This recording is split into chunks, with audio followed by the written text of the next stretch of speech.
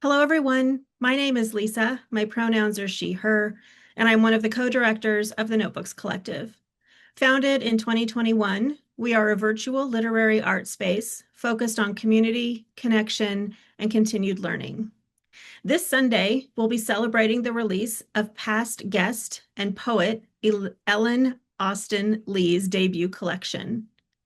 Our next In Conversation will be July 22nd at 7:30 p.m. with poets Brandel France de Bravo and Marcella Sulak. And we have a class with poet Cynthia Marie Hoffman titled Write To, which will be on July 27th. Registration is open for all of these. Please check our website at thenotebookscollective.com to see all the details as well as information about events later this summer.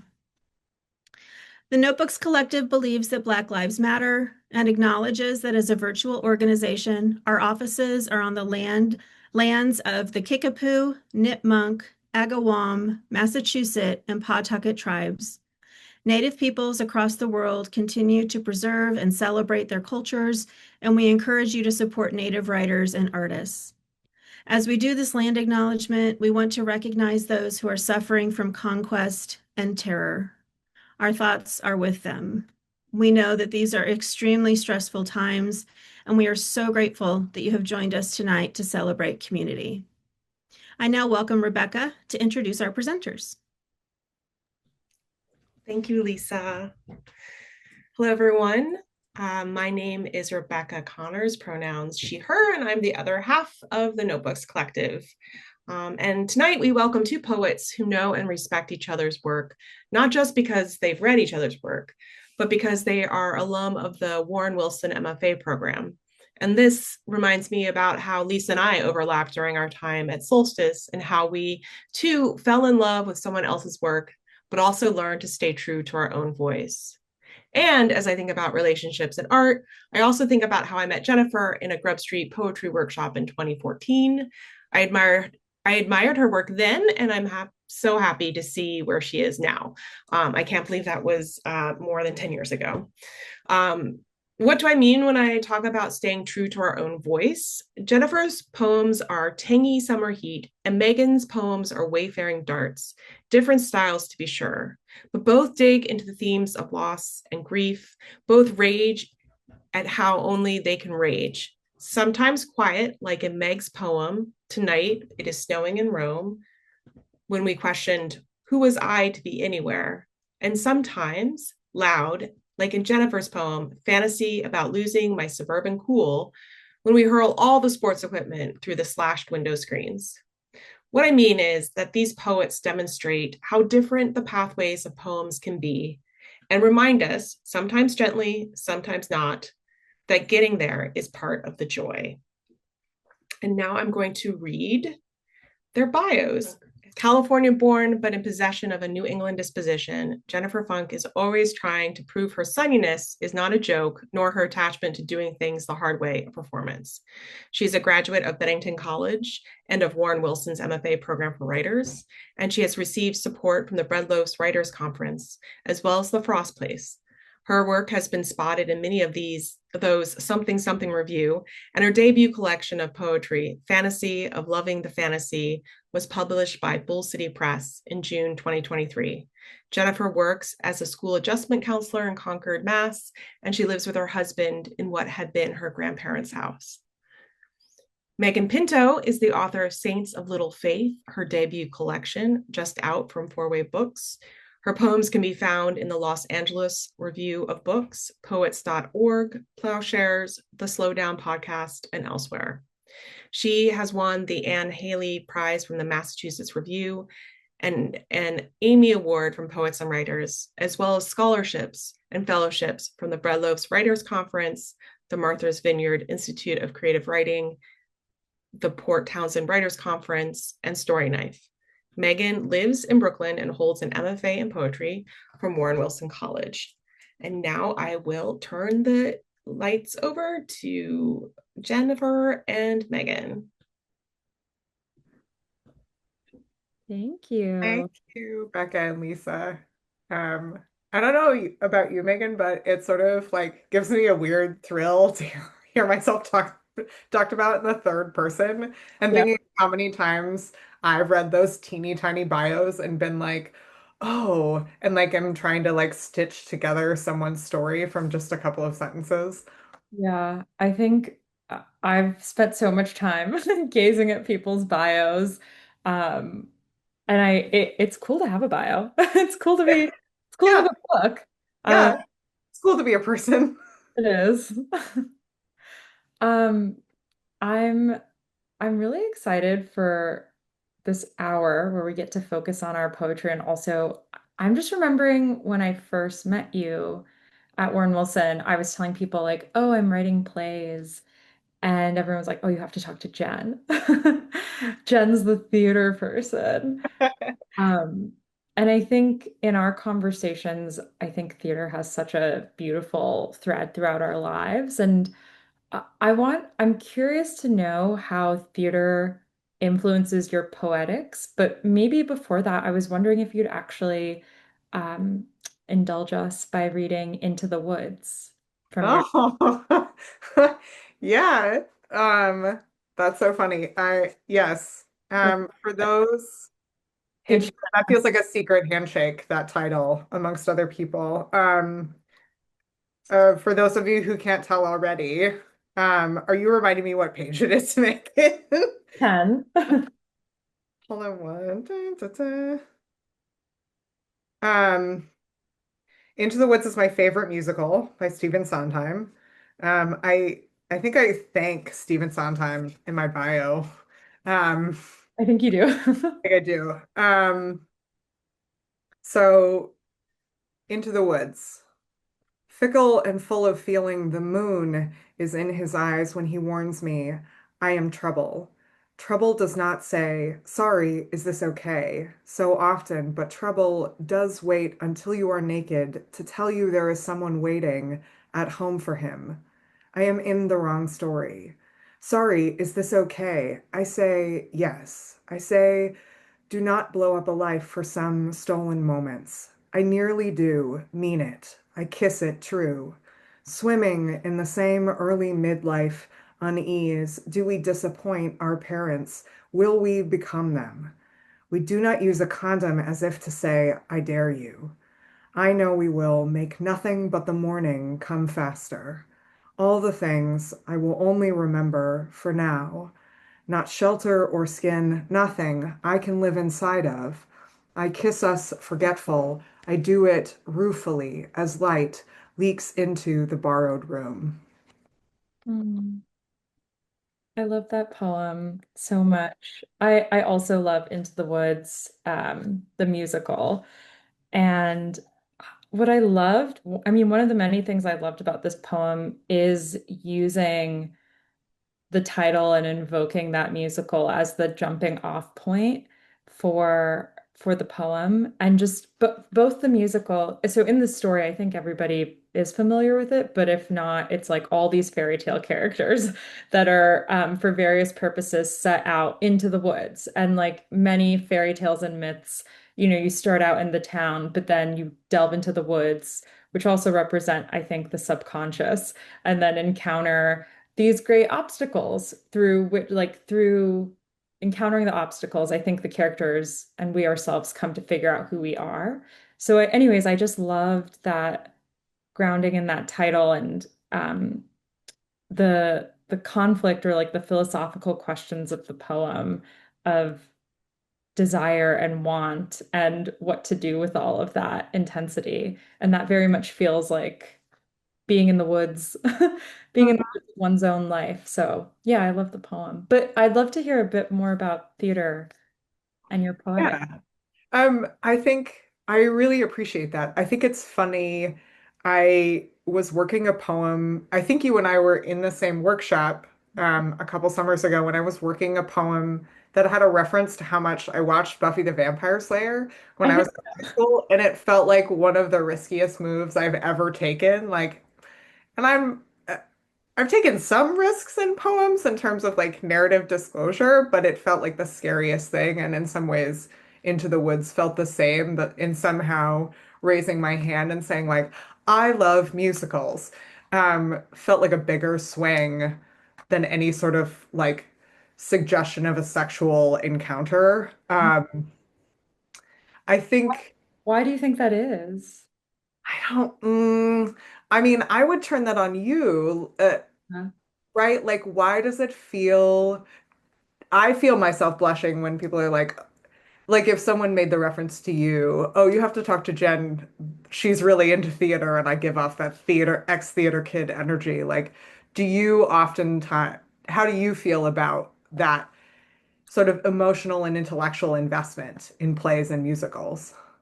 I think there's something, I know exactly what you're talking about.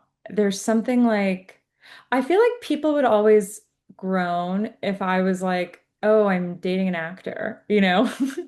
Um, like there's this sense of, for some reason, it's like theater in particular, where I feel like people really are like, oh my God, cringe. This person is trying to do theater. And I think it to me it's just such a vulnerable art form. I think all art is vulnerable, all art has so much risk, but like to me in theater, it's like you're physically out there, the lyricism, the lighting, the tricky costumes, the changes, you're singing, like the magic is happening through you and because of you, and it just I think for a play or a musical or any staged event to work, there has to be so much presence. Mhm. So I think maybe that's the like cringe, because when it goes a little off the rails, like you can, like with a book of poems, it's like that was a bad poem, like whatever. Not this book, but if you're, I don't know. So all that's to say, I also feel I guess there's just something. This feels like a simplification. Maybe there's just like an earnestness to the act of theater. Certainly the act of musicals. A musical feels like an incredibly, um, earnest in the sense that I'm a character walking along and all of a sudden my feeling is so big that I am compelled to burst into song and dance to work through this big feeling. And at the end of my song and dance, I will have arrived at a different point of revelation. So, That these that it in some ways I think musicals like poems have their transformation those big moments of transformation take place sort of like suspended outside of narrative time. yes. Right, that to a certain extent sometimes a musical's song and dance will move the plot along, but there's always something surreal about it because that's not how we behave in real life. I mean, most of the time. Right? And so I think poems too are after that mix of like tick, tick, tick, like this, both craft wise and like any kind of narrative information is like this happens and then that happens. But I think oftentimes poems are trying to like stretch up outside of something. I I love, yeah, it's like a lyric time. It's extended, expanded. I think if I think about my own background in theater, that was what I loved about theater the most, that it could do that you could revel in a moment, that the moment could become all consuming, like all eyes, all lights, the sound, everything could support this one, whatever it was, song, action, kiss. And a Yeah. poem feels that way. It feels like all of the mechanics of language, the arrangement on the page, all of the craft elements are coming in to put the focus on whatever it is. And when done well, it's breathtaking, and it's an experience I want to have in art again and again and again. And in a way, a poem is like the most efficient way to get there because um, I always think about Audre Lorde wrote like poetry is a poor art. You can do it on scraps of paper with scraps of time. And I think that's a difference between theater and poetry, where like with theater you need people, at least one other person to like watch you walking across the stage, right? Like a anyway, but poetry, I certainly write it in scraps of time. So I don't know. You have me thinking too about like after college I had taken poems, but I had studied like formally studied theater and afterwards I remember feeling like very frustrated in the search for work or any way to be connected to the theater. And in my spare time, just writing a lot. And I eventually realized that I was sort of voting with my feet, Mm. and spending so much time with this particular, more with this medium on the page than I was getting up into a rehearsal room. And part of the reason I liked it, as you suggest, right, is you don't have to rely on somebody else. Yeah. I think we would both say that community is really essential Yeah. to making anything, but the idea that you can confront your solitude, with art much more explicitly without needing other people to be in the room, um, was really appealing to me. That I could make a first pass at asking my questions of the universe, um, without relying on other people, sort of gave me a real competency kick. Mhm. Do you find that elements of playwriting have worked their way into your poems? Like if you're working on a poem and Mhm. you're trying to adjust it or draft it, do you find strategies from playwriting slipping in? That's such a good question. Um, I think so. I think it all kind of melds together in my head. I think when I was writing plays, it was this sense of I took one playwriting class, but other than that, I was kind of making it up. And I think that scrappiness of like, I'm just gonna That's the way to do read these it. plays and like figure it out. And I know enough about like theater to kind of put this together. That energy feels like it comes in when I'm trying to write a poem. This sense of like, I don't know how to do it perfectly, so I'm gonna go look, and I never will, but I'm gonna go find all these other examples and I'm gonna read them and look at how they are broken down across the page. And then I'm gonna try to do this in my own writing, which of course Warren Wilson was like the perfect, model for that kind of thinking as well. Um, but honestly, I think for me, so I was writing plays and I was in Warren Wilson, which was a lot. But when COVID happened, I remember there was this pause because I was working on a play. Um, and I also had this manuscript, and I was like, well, I don't really want to do Zoom theater. And then I just had this sense of like, I actually think I just need to see one project through to completion. And the poetry book is something that I have like more control over getting it through more hurdles kind of on my own. And then like I don't have a say over if somebody picks it up or not, but I think with a play, there's so many rounds of like development and like pitching it for development. And I don't know. I had this inner voice was like, just see one thing through and see what you learn from that. And now being on the other side of it, um, I think my brain has shifted so much because I taught myself how to think about structure over the course of a book. And all that's to say is I've been seeing a lot of theater. And so like I think my brain has been sort of working again of like, what could this look like? Or like I don't know, even like what if I wrote a 5 minute play or thinking about like Susan Laurie Park's like Yeah. 365 days of plays. Like there's so many experimental forms. And I also think a lot about in This Side of Paradise, which I read in high school and loved, Amory there when he falls in love, I think it's Rosalind, his lover. The text in the book switches from narrative to dialogue in a play. And Mm. so all that's to say is I am thinking now about dialogue and I love stage directions and like why can't that come into the poems or why can't I write something more hybrid? So I think my instinct was right now being on the other side of the book. I've learned a lot more. And also now that I guess we're not in a pandemic, I feel like I have maybe more options. I don't have like a concrete project yet, but I'm thinking about it. It's coming back into my consciousness. Yeah. I think it's interesting too about like when you spend so much time in one pressurized medium that it oftentimes, I don't want to project this onto you, is that then it feels easier to like venture outside the fence, once you've seen that project through to completion.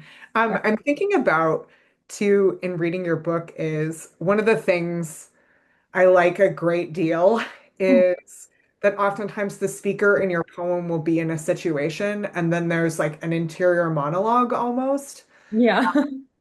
And it sometimes like is very explicit and is sometimes sort of like subsumed within the poem. And I'm wondering if you could read Bloodshot, uh, Yeah.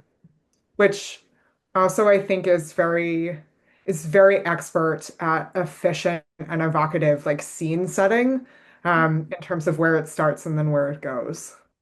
Thank you. Okay, I will read Bloodshot. I love that intro as well. I'd never thought about it that way. Bloodshot. The doctor traces my orbital bone with her finger, asks, "Who do you call when you're scared?" Skin on my face, dry. A woman passing by tells her companion, "You know, my brain has been damaged. I can't remember what I've said." I ask a shaman to retrieve the lost parts of my soul, but the shaman says no, that my soul is intact, just enmeshed. Riding the subway, I imagine the man beside me clenching and unclenching my throat. The doctor says sorrow is cyclical, like seasons of harsh rain. I push a pile of laundry to one side, the clothes cradling my back. People always say, "You'll know love when you find it." But how can I describe my God-sized hole? How it widens with each breath. Yeah, I really like that. Thank I you. also think like the very subtle invocation of like tracing that orbital bone and then the hole at the end, this idea of I'm left with these two representations of space where something is, but also isn't. Um, it's just very slippery. I think the way in which you navigate creating negative space in that poem and in the book writ large Hmm. is really lovely. I think poems so often, like so many poets are like, I'm lonely. Not like I us. am. We are lonely, and that's what our book says. Yeah. Yeah. No matter what. Hand wring, right? Luckily, life is better. Real life is better than the book. That's what I always tell people before I read my sad poems. Oh, yeah. I had to have a very uncomfortable conversation with my mother about the difference between poetry and fiction and how poetry is not autobiography, but it's not autobiography. Um, But yeah, I think the ways in which you're using like let's say pictorial detail to sort of evoke those empty spaces that then the narration, these like little fragments of narrative detail, like the other woman being like, and now I just can't remember. Um, Yeah. the clothes on the bed at the back that is like the body of another person, but not a body of another person. That like companionship um, through stuff, but isn't sufficient. It's just really mm, rich to me. Thank you. I think part of the poem's richness comes from as I was putting this book together, I learned a lot about taking stuff out of poems that I think I've learned now as a writer that my instinct is to overwrite, and so I just let myself overwrite, and then I've gotten a lot better in revision at seeing the the precise phrase or like editing it in a way that is surprising to Mm, me.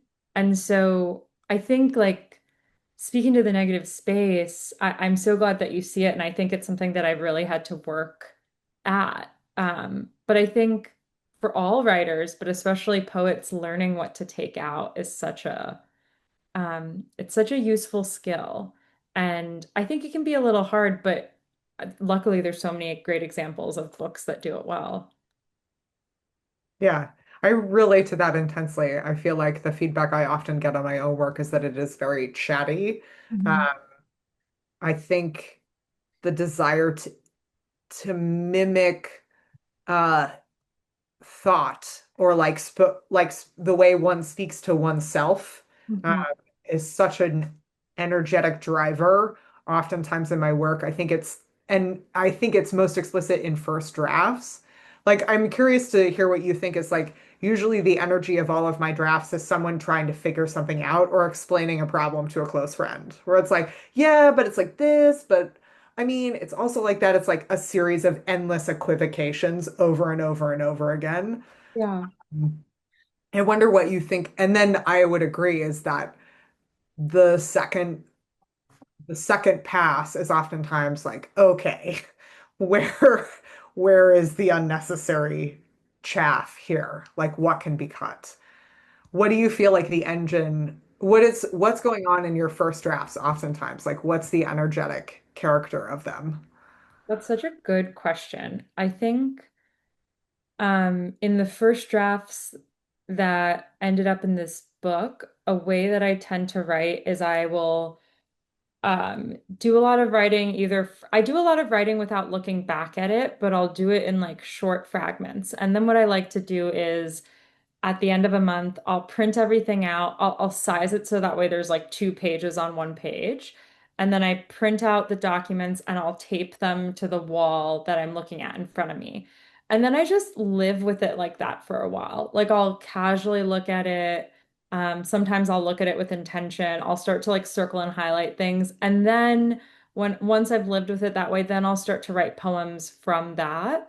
And Hmm. that process has meant that like there's a lot of like sense there it often starts out senseless and then I will sometimes I remember when I was working with Dana Levin, she told me that when I was stuck in a poem to just pull out a blank piece of paper and write at the top like what is this poem trying to say and then to free write into that and so I use that a lot and oftentimes Oh, I like that. that it's so helpful because especially with the free writing you can start but then if you just keep moving your pen across the page you hit on like oh yeah this is the thing I really I have been thinking XYZ um and once I can kind of and sometimes I don't get there that day and that's fine like I just move stuff around or I'll give myself like a formal exercise but once I hit on like the heart of the poem that helps me and then I think revision becomes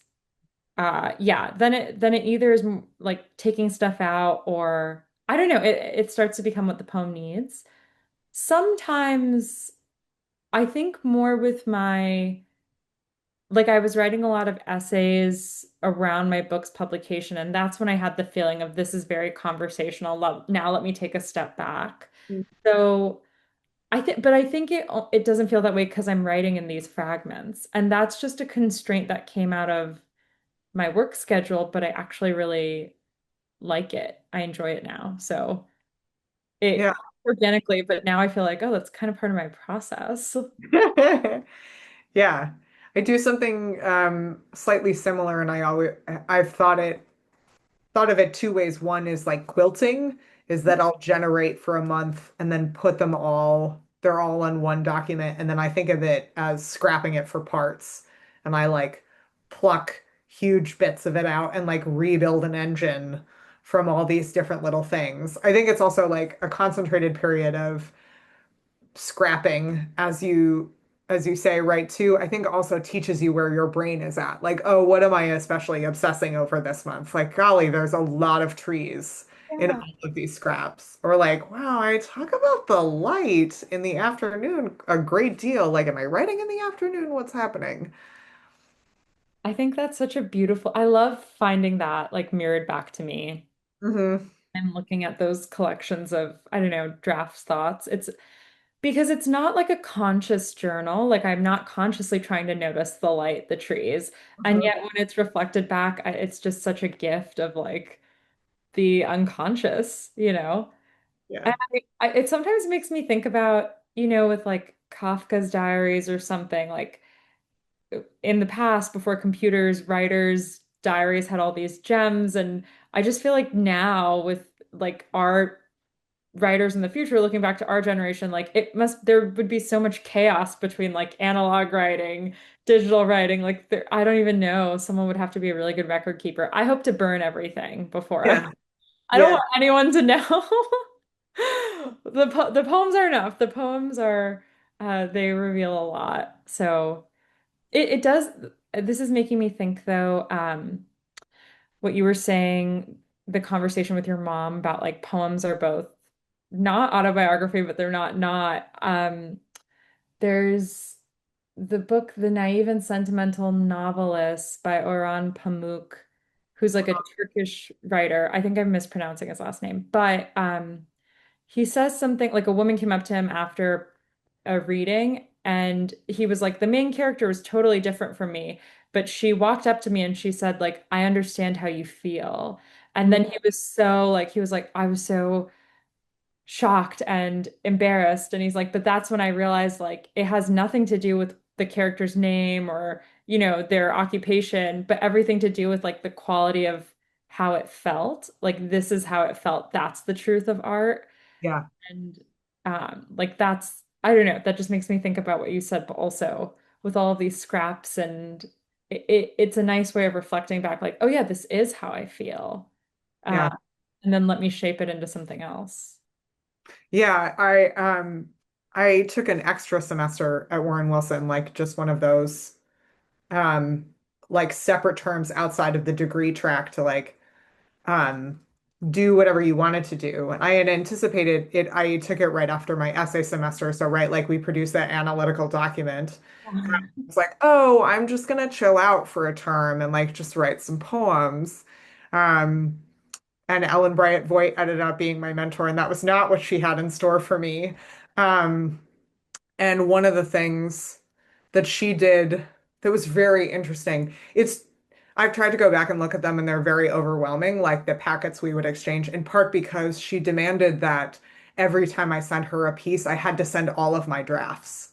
Like the top draft could be at the top, but I had to include everything that came before it.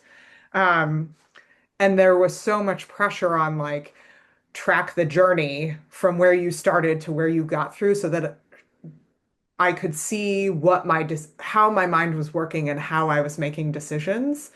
And I think it also, I'm sitting here going like, wow, that would be a really good practice for me to engage in again, in part because I think it pointed out things I was doing out of laziness or things I was doing because I thought everybody was doing them. Like even this idea of cutting. Like I still think there's always some part of me that's like, I don't know. I hear myself censoring in my head. Like, am I cutting the way my poem to make it sound like a poem? Like I hear like peak poem in my head sometimes, or I'm like cutting to make it weird, but it's not actually speaking to the truth of a poem.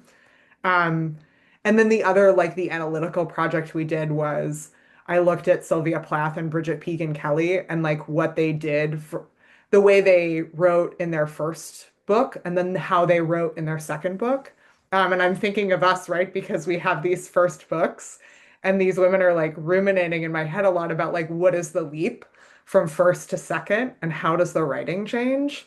Um, and I'm also wondering, you and I had talked about doing a close read with everybody. Does it feel like a good time for us to do that? Perfect segue. You invoked BPK. Uh, Let me, Taken too soon from this world. yeah. Okay, let me share my screen. Hopefully this is the right one. You're seeing the poem? I hope go good. Great. Good. Okay. So I'll read the first half and then Jen, you can read the second half out loud and then we'll just talk about the poem. Perfect. The Dragon. The bees came out of the junipers, two small swarms the size of melons, and golden, too, like melons. They hung next to each other at the height of a deer's breast above the wet black compost. And because the light was very bright, it was hard to see them, and harder still to see what hung between them. A snake hung between them. The bees held up a snake, lifting each side of his narrow neck just below the pointed head, and in this way, very slowly, they carried the snake through the garden, the snake's long body hanging down, its tail dragging the ground, as if the creature were a criminal being escorted to execution, or a child king to the throne. I kept thinking the snake might be a hose held by two ghostly hands, but the snake was a snake, his body green as the grass, his tail divided, his skin oiled, the way the male member is oiled by the female's juices, the greenness overbright, the bees gold, the winged serpent moving silently through the air. There was something deadly in it, or already dead, something beyond the report of beauty. I laid my face against my arm, and there it stayed for the length of time it takes two swarms of bees to carry a snake through a wide garden, past a sleeping swan, past the dead roses nailed to the wall, past the small pond. And when I looked up, the bees and the snake were gone. But the garden smelled of broken fruit, and across the grass a shadow lay for which there was no source, a narrow plinth dividing the garden, and the air was like the air after a fire or before a storm, ungodly still, but full of dark shapes turning.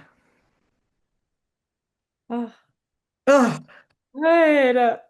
love this woman so much. Me too. Brigit Uh, Pegeen Kelly. what do you love about this poem? Maybe we just start there. Oh, what do I love about this poem? What don't we love? No, we love it. Um, I love uh like in my low belly, I like that it's weird. Um, it starts off pretty normal. Like you're like, oh, bees. But I mean, like melons, and I'm like, I don't know that I think of bees like melons. Like that's interesting. Um, I like that it is. I don't know if I'm going to explain this right. I I like two things. Like I think also my Warren Wilson brain is always forever bifurcated into two parts, which is the emotional effect of the poem and the way the poem is functioning. Yeah. The emotional effect of the poem, I like that it is very unsettling, but I don't feel afraid. Mm, That she pulls me in close to something that feels distinctly sinister, but she's taught me how to stay looking and not to run. Um, and on the craft end of things, I like that she really teaches us how to read the poem, that she sets up in every sort of like weird little pivot, mm, like melons, and you're like, like melons? Um, yeah. she just keeps enfolding you in. And I think oftentimes she's doing that through small repetitions, like the bees, the bees, the bees, the bees, the snake, the snake, the snake, the snake. Um, what about it strikes you first? Um,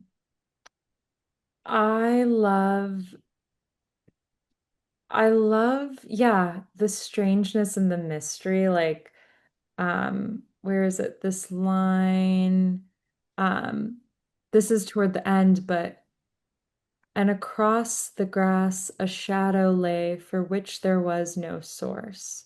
Mm, Moments like that or earlier where talking about like the snake and bringing in like like the male members oiled by the female juices, the greenness over bright, all of that, and then something beyond the report of beauty. I love all the imagery, so I think I'm just adding on to what you were saying. But I also love these statements that to me like I think help me read the poem to your point because they help me see the strangeness, mhm, um, like a shadow for which there was no source. I think when we think about the emotional quality of the poem and like the hauntingness or the unsettledness, I think it's definitely these images are very strange, but then like it's beyond the report of beauty. There are shadows for which there are no source. Um, and I think too, something that I'm really interested in is like this poem, the physicality of like the bees and the deer and this procession. It's like there's so much movement, mm, but speaker doesn't really move until like the a third of the way down or three-quarters of the way down. I laid my face against my arm, and there it stayed for for the length of time, dot dot dot. Um, and I think there's something about the speaker's quietness within this world and like settling into this role of stillness and the observer, but not being afraid, just witnessing. I admire it because again, the poem isn't interested in telling us why.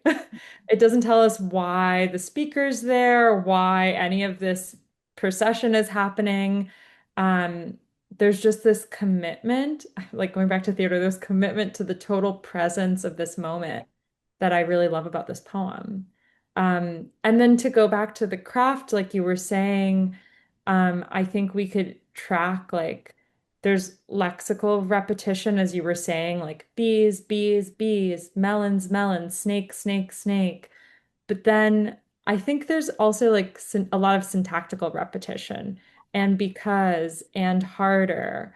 Um, and like a lot of really the sentence construction is like Yeah. there's a lot of repetition in the way the sentences are constructed as well. So I think what's interesting about the poem is like on one hand we have this wildness of imagery and like Yeah. feeling and like it's very kind of sublime, but then on the other hand we have like the bees, the bees, the bees, sentence, sentence, sentence, this repetition that kind of anchors us.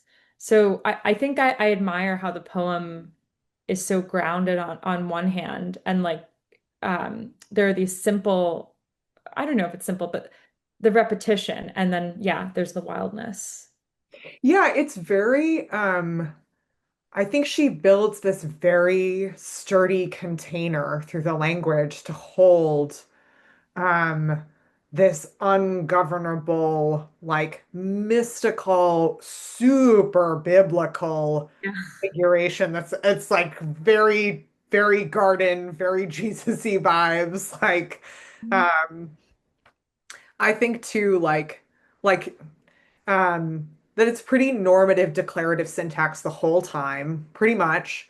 And then like for the most part too, like it's these pretty after those first three is like very long sentences that are like parsed on the line. Like the syntax is concordant with the line, right? Like the light was very bright and it was hard to see them, and harder still to see what hung between them. A snake hung between them, like concrete piece of information, concrete piece of information. Like, and I think like it's the surprise of the content that she's built this firm ladder for us to sort of like climb down into the poem with her that we don't feel unsteady. And I'm not making the argument that like you can't have un fantastical imagery and like unsteady syntax, but I do think it's one of her particular strengths as a poet and in this poem is to really put against that well-composed formal English grammar alongside really fantastical pictorial detail. Yeah, I think too, just thinking about what you're saying, like when we encounter the poem just as like a visual object on the page, it reads like visually without reading the text yet. The shape is like, okay, conventional poem, left margin, Yeah, like a little swooshy, but not no really crazy long lines or crazy short lines. And then within that, like what signifies as like normal. I mean, what's a normal poem? And I think to your point too, she does have some poems like The Doe or something where she is kind of using more white space and yeah, but to your point, I love that this poem looks very normy, for lack of a better word. And that kind of anchors us and I think allows us to then really enter um into the strangeness of this imagery. And yeah, I mean, I think too, just in terms of the title, like I love that the dragon, like the snake procession that she's seeing gets this grand name. Like it's elevated in this way. Um, And that she never calls it a dragon in the poem at all. Like the closest we get is the winged serpent reference, but that there's no there's no real like specific reference to it breathing fire or it looking like a dragon. yeah. Um, I love to, I think what's really interesting about the poem is like it doesn't the way that it ends. Because I feel like one end it could be like this really crazy thing is happening. And then, I watched the bees carry the snake through the wide garden, past the sleeping swan, past the dead roses, past the small pond, and then the end, right? But I think when we think about the ending and that the poem keeps going. And when I looked up, the bees and the snake were gone. Yeah. And then this beautiful, but the garden smelled of broken fruit. And across, I already talked about this line, across the grass, a shadow lay for which there was no source. Uh, to go back to kind of what you were saying about like the biblical Garden of Eden-y imagery, that comes in a little. I just think like to bring in scent all of a sudden at Mhm. this point, because I don't think she's talked about death and I can imagine all the smells, but I don't think she's like quite brought it in yet. But No. smelled of broken fruit, like this sort of overripe, like Augusty is what's coming to my mind. Um, and I think this, yeah, I think, I don't know, I'm just, again, in awe of the way, like, we sort of start with, there are the melons that are near the deer's breast, and then we have this, like, how the male member is oiled by the female juices, and then we get to this lovely, like, the broken fruit and the mystery. And I think that's what I'm, in a roundabout way, what I'd like to speak about, which is just the poem itself is such a beautiful um, I think it's so beautiful because it allows for so much mystery. And I think the ending of the poem is where we really get to bring that in, like, or we really get to see that. A narrow plinth dividing the garden, and the air was like the air after a fire or before a storm, ungodly still, but full of dark shapes turning. So, like, instead of dark shapes, she could have said, blackbirds or but I think it's that, it's like where the image is both precise, but then we get a little bit of like that abstract noun uh, that to me is just so gorgeous. And I think it shows restraint. I was telling you this earlier, but in Alice Notley's Paris Review interview, she says something like, I understand that people do not need to be understood precisely. And sometimes, and I think that can be very tricky, especially when you're learning how to write or even when you're revising your own work. But to me, the mystery in this poem, like we both see the images really clearly, but we don't quite know why. And then we end with these dark shapes turning. That is a gorgeous image, but like, um, there's a lot of mystery there. And so we understand, but at every point we don't understand precisely, and yet we feel. So I think that's just a really interesting tension of poems that this poem to me illuminates so beautifully. Yeah. I think too it's sort of like that experience is also shored up by how little the speaker is in it. Like it takes us halfway through the poem for an eye to enter, and then the speaker actually like abdicates watching the end of this progression. Like the speaker turns away and I laid my face against my arm, and there it stayed for the length of time it takes two swarms of bees to carry a snake through a wide garden. Like she doesn't, we miss the end. And it's like, you, what? Um, Oh, that wait.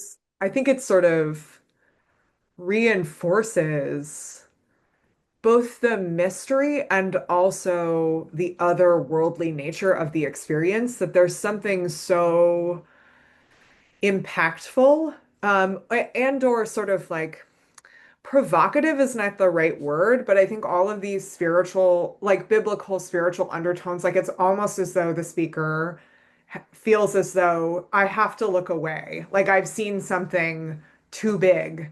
I must shield my face. Mhm. The way we are told to do when faced with something grand beyond human explanation, right? Mhm. Um, I really love that last line too. Like I think she really earns putting ungodly in the Yeah. last line where I was like, that's a big swing, Brigit. Um, I think like I will confess I'm always figuring out how to try and like pull that off in my own poems where I'm like, I'm just gonna say it. Yeah. Manage this She manages this tonally so expertly that when we arrive at ungodly still, but full of dark shapes turning, um, that we are in, or I am deeply satisfied by the arrival of that word. Me too. And I think by that point, like I just have so much trust in the speaker in this way. And the poem begins in like it kind of takes us along for the ride, right? Like we just start out with this lovely phrase, the bees came out of the junipers. Cool. Two small swarms. Okay, the size of melons, kind of weird, and golden too, like melons. Okay, that hung next to each other at the height of the deer's breast. Starting to get weird above the wet black compost. That's a little foreboding. But she like it's like line by line, that we get into it. So yeah, to your point, when we get to like ungodly, the dark shapes, I'm like, oh yeah, like I'm into it. Yeah. And I think also to your point, I think we only get the I three times unless if I've missed something. But there's so much restraint, um, which I love. And yeah. It makes me think I worked with Jennifer Grotz um, for one of my semesters at Warren Wilson, and it was pretty early on. I think it was my second.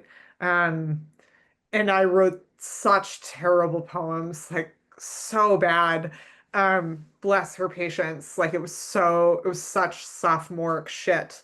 And one of her pieces of advice to me was get your eye out of the poems. Like take yourself out of them and just look around. It will probably free you from all the like the strum and drang of trying to explore your own emotions or the way you feel about something. Like, let's just practice Oh, reporting on what you see. Um, which I think I have complicated feelings about a little bit telling a young woman writer, like, take yourself out of your poems. But her advice was exactly right for me.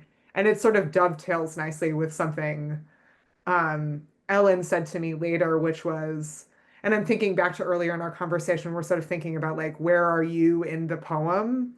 That uh, that Ellen had said that the act of writing is itself an individuating act, that the second you put words on a page, it is no longer you. It is from you. So it will always carry like that sort of debris of your mind and your feelings.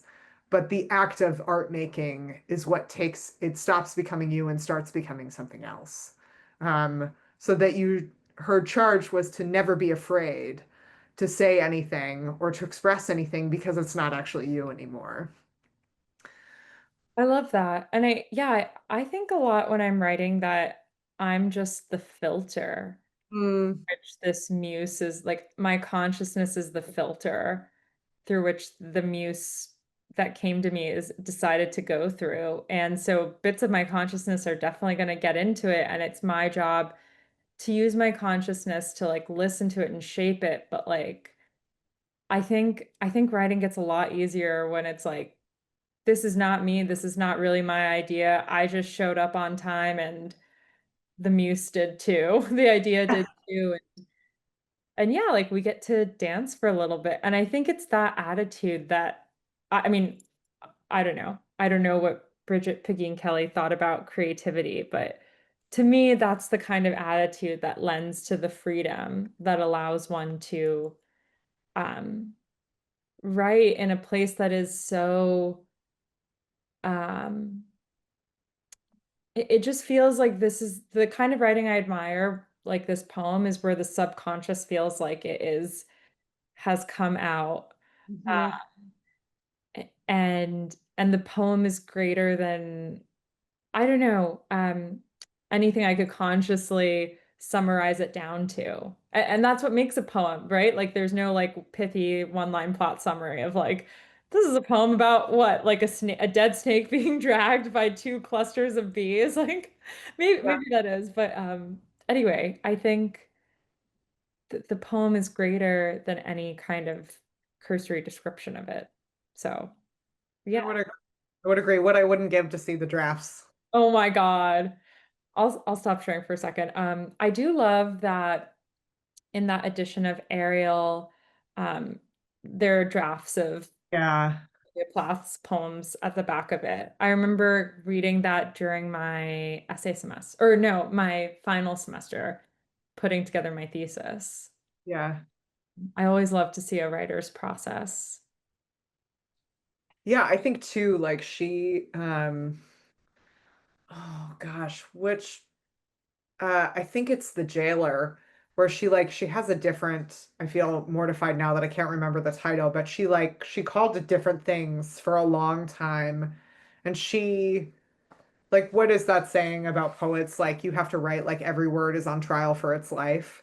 Like those drafts are such a good explanation about like you move you move one thing and you're like and you live with it that for a while and then you put it back and then you take it out again and then you put it so over here, right? And so like I don't know about you, there have definitely been times where I've watched half an hour slip away, like relineating a sentence, and I'm like, oh my God, what time is it? Like I like slipped into some weird slipstream of consciousness in which all I did was move a prepositional phrase around for half an hour, trying to figure out where I wanted, how I wanted that movement to come across.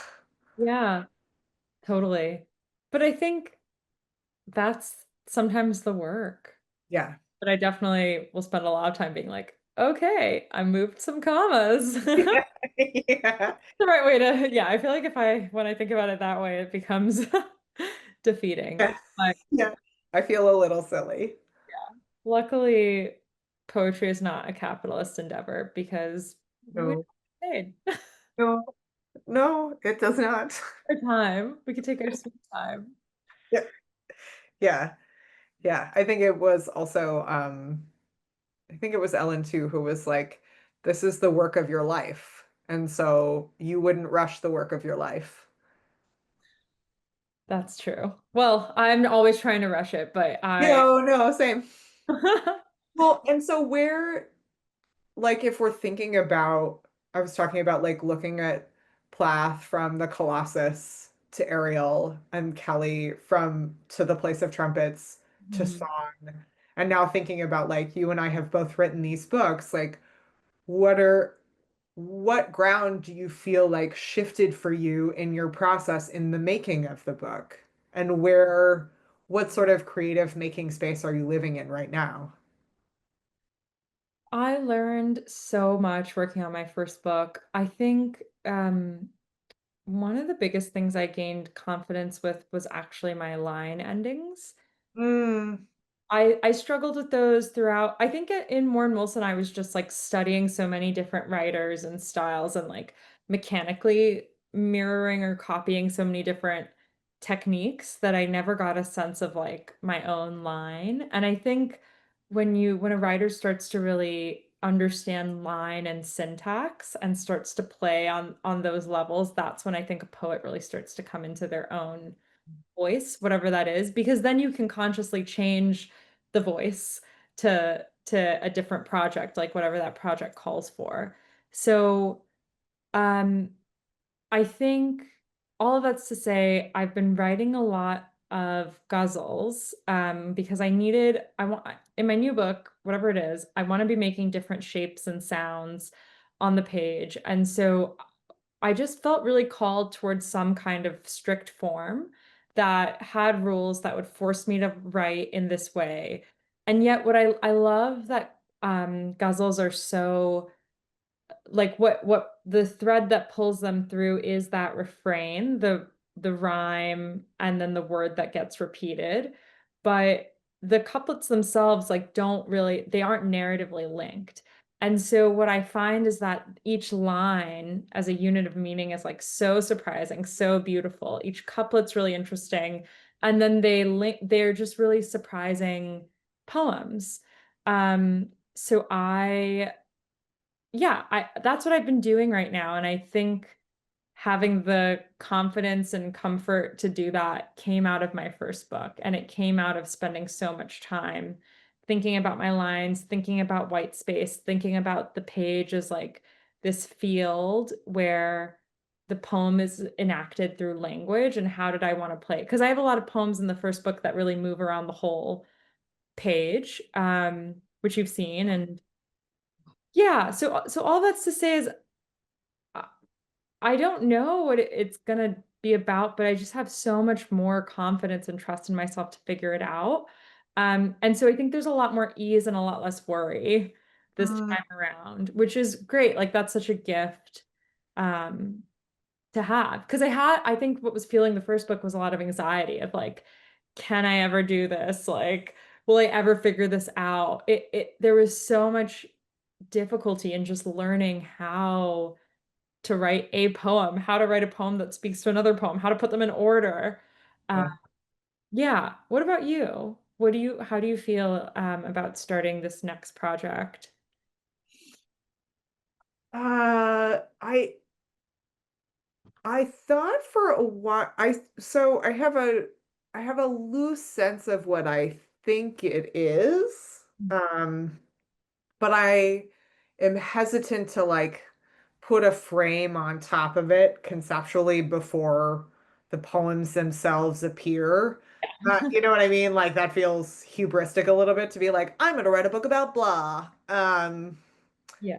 I've sort of had, I think like we were sort of talking about this mm, a little while back. Like I think I've thought more about trying to write longer sentences again, which I was doing for probably when some of the oldest poems in the book were being written, I was trying to write long sentences, and I've been thinking about that, about how to extend the sentence. And then I've been thinking a lot about um, we were both in that workshop with Victoria Chang at Breadloaf a couple of years ago, and I had some really incredible conversations with her about inviting strangeness Mhm. into my poems and editing for the weird, like trying, and I think it makes my ear want to go like, okay, so what are some sort of different resonances that I can put in my poems? I think the most concrete way to describe that is like, how can I unloo loosen up my grip on very normative syntax? I think my desire oftentimes is to make my syntax sound like speech, with like the hiccups being sounding um like verbal the way we talk, but that doesn't always translate to the page. And so trying to think like what are syntactical or imagistic hiccups that I can make in the work that are going to invite a reader to go, huh, melons, interesting. Yeah. Uh, I love that. Yeah, I think I also talked with Victoria about strangeness, and so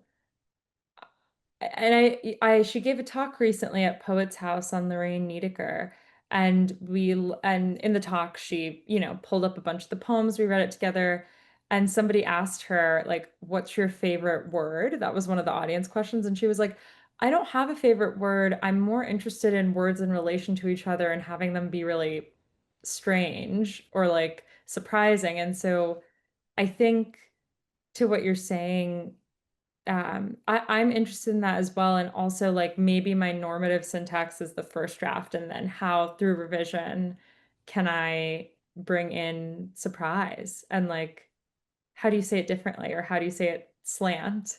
yeah. I mean, Bring in not to like not to get very full circle, but it makes me think of Bertolt Brecht's called that theater must make the familiar strange and the strange familiar. Yes. Oh, I love that. That's a beautiful full circle. Yeah, yeah. Um, I don't know. Lisa and Becca, I think we might be, if anyone had any questions or I have Oh, one. Oh, no, we're done. You can continue going if you want to. We only have one question so far, but we do have a question. So I was just wondering, Jen, if you would read, because we've been talking about the long syntax and your work with Ellen, if you read Fantasy of Accurate Expectations. mm. I love that poem so much. I didn't write down the page number, but that's a poem that has long sentences. And you were telling me that you did write that when you were working with Ellen. It's on 30. That you have my book tagged. Megan, I will confess, I own both a digital and a physical copy of your book, and I own the digital so I can go back and forth. Uh, Fantasy of Accurate Expectations.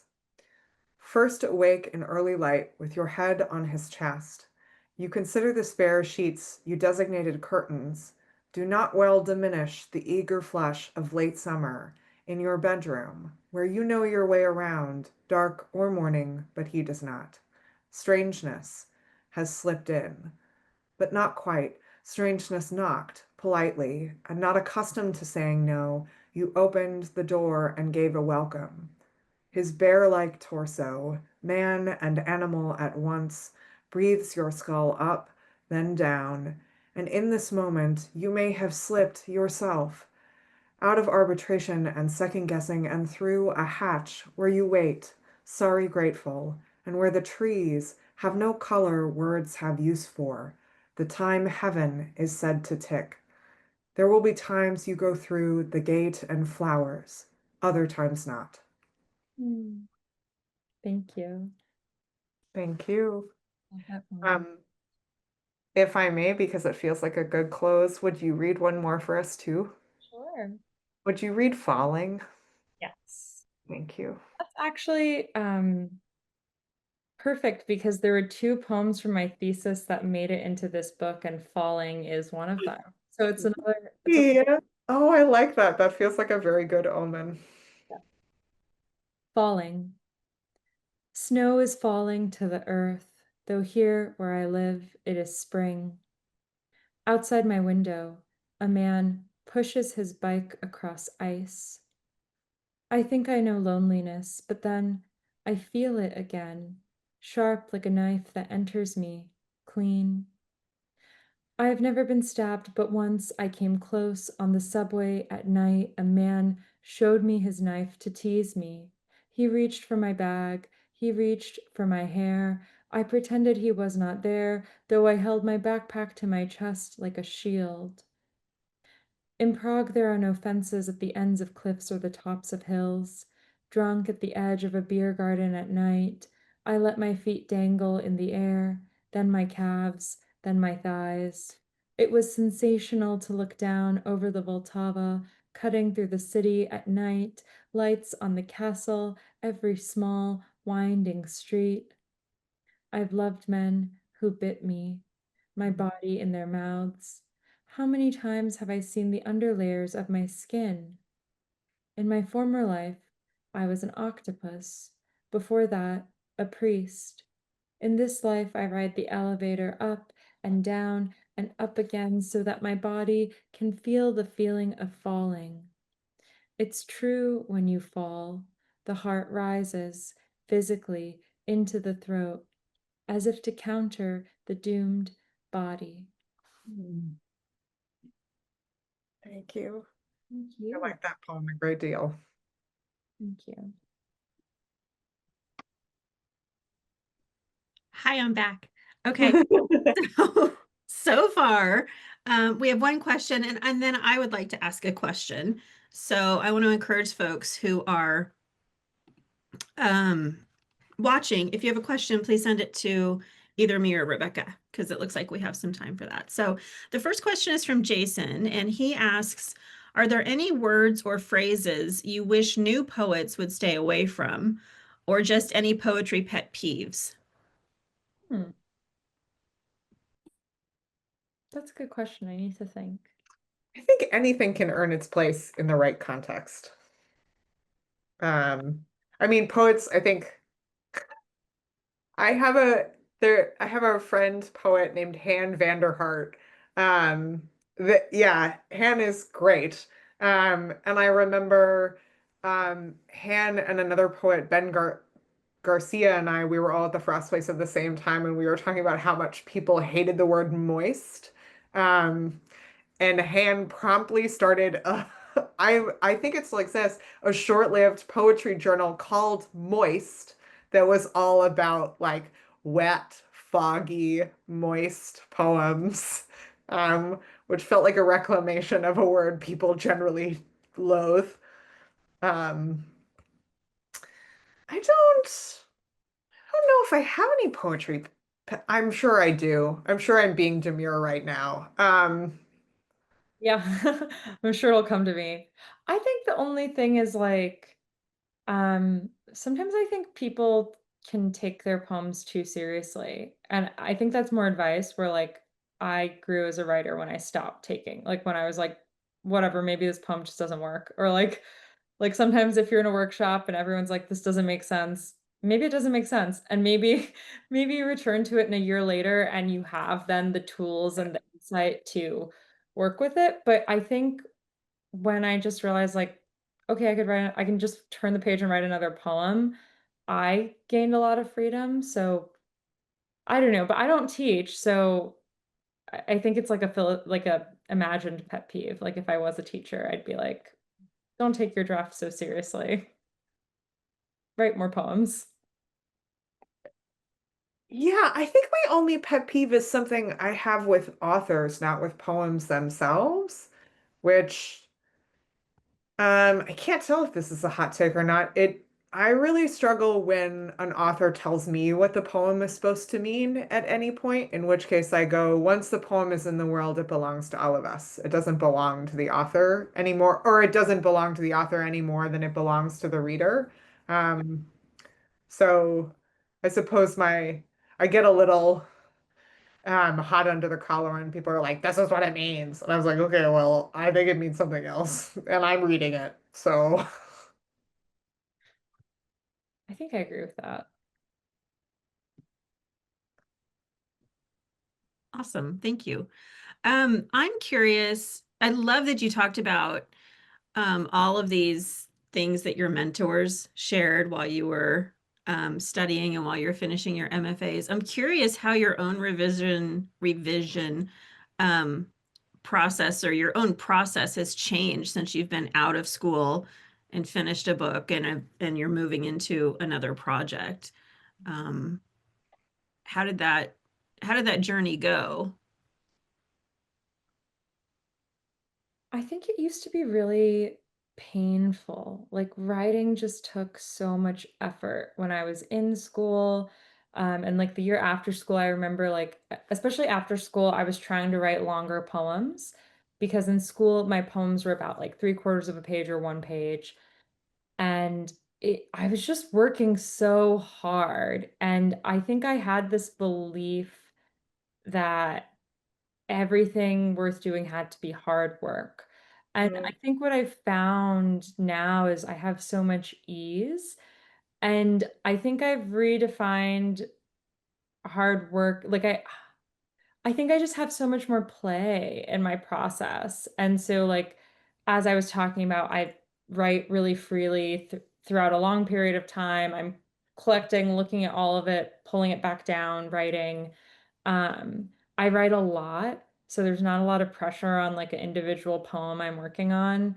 Um, and if I'm trying to say something, I'll try to say it in a lot of different poems, and then I kind of pick the one or two that are saying it the most interestingly. So mm. yeah, I think at a broad scale, I've gained a lot more confidence and I've learned so many more ways to bring in play and lightness and ease. And the biggest thing I'll say is like I just try to write first thing in the morning before I've looked at my phone, before I've spoken to anyone, and that tends to be where my most interesting writing comes from.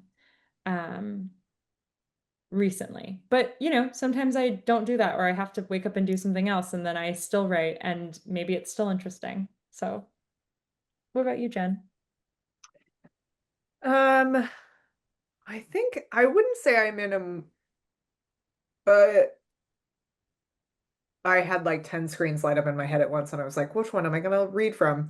Um, I think to the question of like, how has my revision process changed? I think it's very similar to yours, Megan, is that I feel less pressure to get it right. I think also there's like the regimented nature of school that it's like you're turning shit around all the time. So you're like, I have to get this into a place where someone else can see it. I think I don't feel that pressure really much anymore, which I think actually for me is not trying to like find a sense of urgency is the problem I'm trying to fix now. Where like how do I get myself to put enough pressure on the poem that it will start to refine itself rather than just sort of like wander around in the wilderness forever. Because I think I'm very susceptible to like, oh, I have more time with this when it would be good for me to have more, to be a bit stricter with it. Um, I think too, in terms of like how I'm writing, um, I do like generative months where like I'll write a little bit every day for a month. And then, as I said, I'll scrap it for parts and try and make something out of it. I think I was so fearful that the poems would be exactly like all of my poems before have been. And that it became very clear like, oh no, I change. And so the poem changes. Like, I think too, if you're continuing to read and to be in communion with your own mind, your ear starts changing and the way you start using language changes. And like what resonances on the page are meaningful to you change. Like, I think what's been most striking is I think that first book is really dominated by a lot of externalized restlessness. Like the speakers in those poems are oftentimes like, I'm gonna burn down the world to make it known how strongly I'm feeling. And I'm watching the speakers of my poems now, which almost feels just like too midlife cliche for me to bear, but here we are, is like it's a lot more internalized restlessness, where it feels like the beginning of a nuclear bomb, like everything feels like it's going down and that its interior worlds are getting bigger rather than the speaker engaging in exterior actions to learn about the world, which is sort of curious to me. I'm like, that's interesting. I love that. That's so fascinating. Thank you for indulging me in that. Um, well, I think what we'll do now is I'm going to remind everyone that we have amazing programming coming up this summer, more than what we could tell you about right now. So please go to the website and check out the events that are listed. There's some amazing classes coming up and some other in conversations that we're really excited about, and we hope that you join us. We also hope that you sign up for our newsletter. We promise that we don't spam you. We just make sure that you know what's going on and when so that you can come and hang out with us every once in a while. And the last thing I'll do is invite everyone, if you would like to unmute and clap or say hi or whatever you want to say to Megan and Jennifer before we say goodnight. Or throw a note in the chat. Or throw a note in the chat, whatever you're comfortable with. Thank you all for coming. Thank you so much. This was really lovely. Yeah, it was really lovely. Yes, and we should have the Honor. recording of the event up soon to be revisited if you missed any tonight. Yes, it's really lovely. I'm still like processing all the great I stuff. know, I feel like there's a lot to process and think back on. I took a lot of notes, so which is great. So thank you everyone for being here. We'll say goodnight and we hope to see you again Sunday for Ellen's book celebration.